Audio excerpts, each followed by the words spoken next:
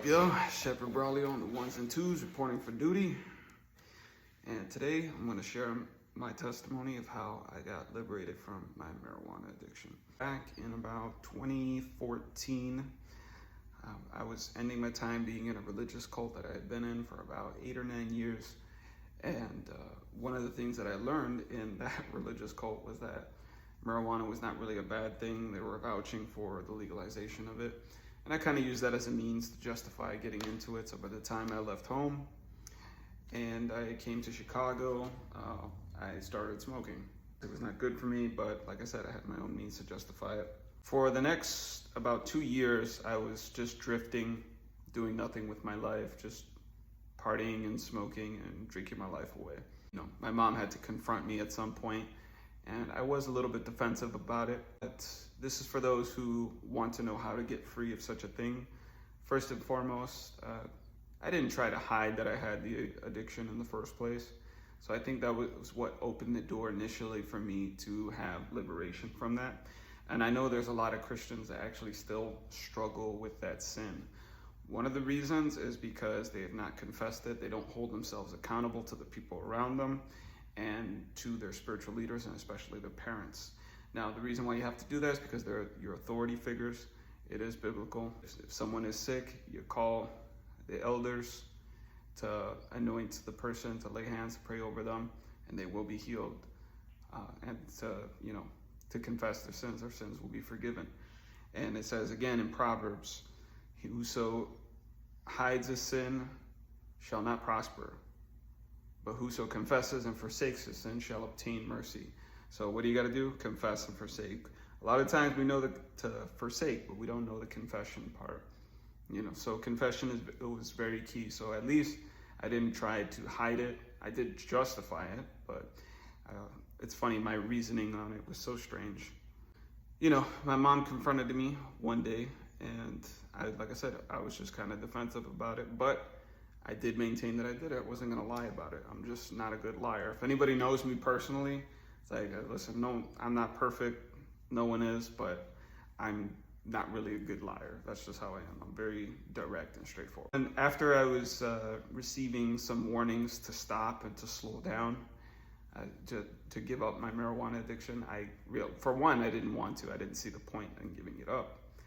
And I had a prophet of God, a friend of my mom, and my mom's also a prophet, so that was double. But they came to me lovingly and told me that I was wasting my life and I needed to give this up. And they were telling me their story, how they were not necessarily alcoholics in addiction like I was, but nevertheless, they had their time where they drank as well and they did their things, and they let that lifestyle go, and they knew that God was telling them to stop, to repent, that God had told them to repent of that, and they did. And unfortunately, in my attitude was all like, well, God told you. He told you. He didn't tell me anything. That he told you, not me. Not me. You. Soldier boy, tell him. Walk away from the interaction, acknowledging what was said, but I didn't really obey. I didn't act on it, and I didn't ask for help. I was just being stubborn. So I remember having a particularly bad feeling that I was going down some kind of dark road here, and I couldn't quite pinpoint it, but one of the suspicions was that we had to go all the way outside of Chicago to some suburb just to get marijuana, and it was overpriced at that, and it was supposedly the good stuff, something potent. So I went and bought it, and it was a headache to even get the money, but when we did, we smoked. Me and my friend smoked it, and we're like, whoa, man, this is the good stuff. Oh my gosh, this was worth it. And I remember it feeling very tingly.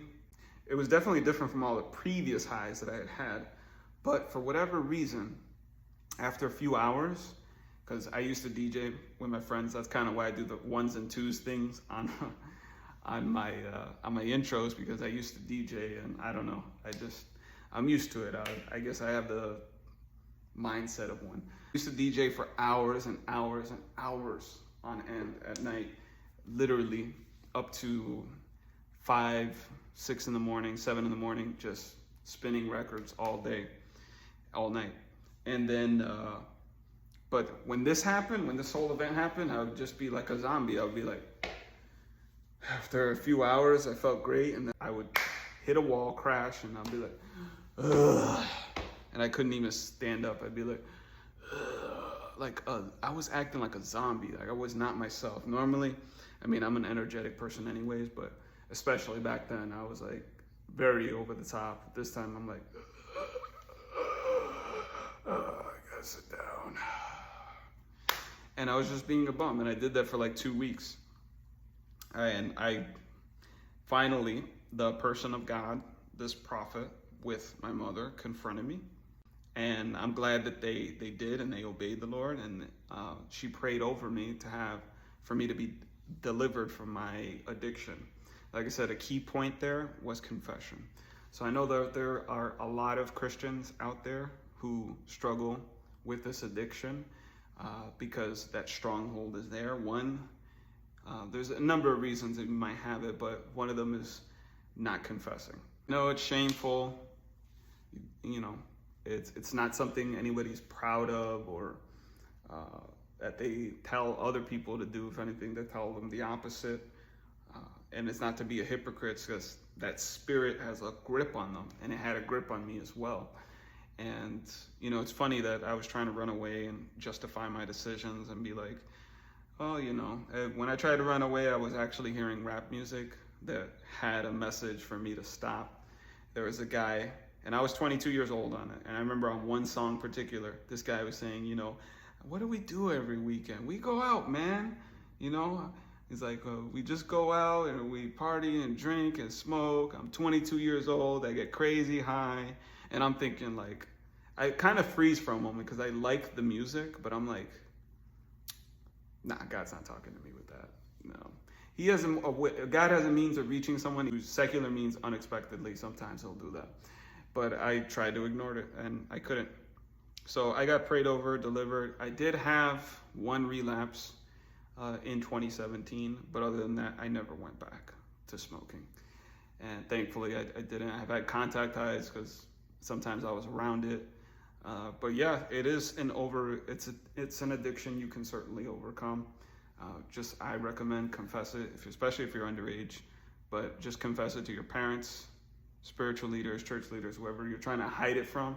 Just make it known. Spouse, whomever, even children, they might have to know. And watch that be the road to you getting free. I'm telling you.